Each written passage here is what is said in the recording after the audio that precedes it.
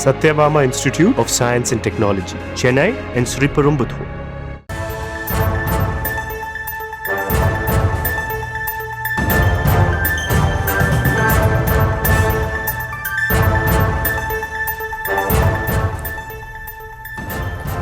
Nagercoil Liaquat hotel மந்தி பிரியாணி சாப்பிட்ட 3 குழந்தைகள் மற்றும் 4 பெண்கள் உட்பட 17 பேருக்கு வாந்தி மயக்கம் வயிற்றுப்போக்கு ஏற்பட்டு மருத்துவமனையில் அனுமதிக்கப்பட்டிருப்பதாக தகவல் கிடைத்திருக்கிறது.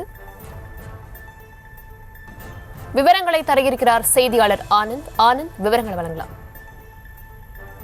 வணக்கதர்ஷினி, கன்னியாகுமரி மாவட்டம் மலவாதக்குறிச்சி அருகே உள்ள பெரியவளை மீனவ கிராமத்தை சேர்ந்தவர் அருள் என்பவர் சனிக்கிழமை மதியம் நாகர்கோவில் செயல்பட்டு வரும் லியாகத் ஹோட்டலில் மந்தி பிரியாணி மற்றும் சிக்கன் ஆர்டர் செய்துள்ளார். ஆர்டர் செய்த 20 மந்தி பிரியாணி மற்றும் சிக்கனை கொண்டு வந்து குடும்பத்தினர் 20 பேருக்கு கொடுத்து சாப்பிட்டுள்ளார்.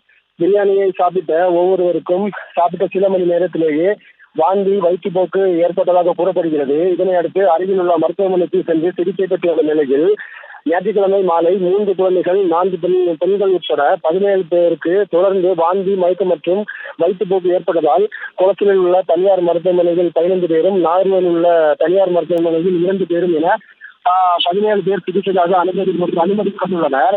இதில் 2 குழந்தைகள் உடல் நடுக்கத்துடன் தீவிர சிகிச்சை பிரிவில் அனுமதிக்கப்பட்டுள்ளதால் புகாரின் அடிப்படையில் மணவரட்சி போலீசார் விசாரணை மேற்கொண்டு வரும் நிலையில் தகவல் அறிந்து மாவட்ட உணவு பாதுகாப்பு அதிகாரிகள் லியாகத் ஹோட்டலில் திங்கட்கிழமையான இன்று ஆய்வு மேற்கொள்ள உள்ளதாக திட்டமிட்டுள்ளனர்.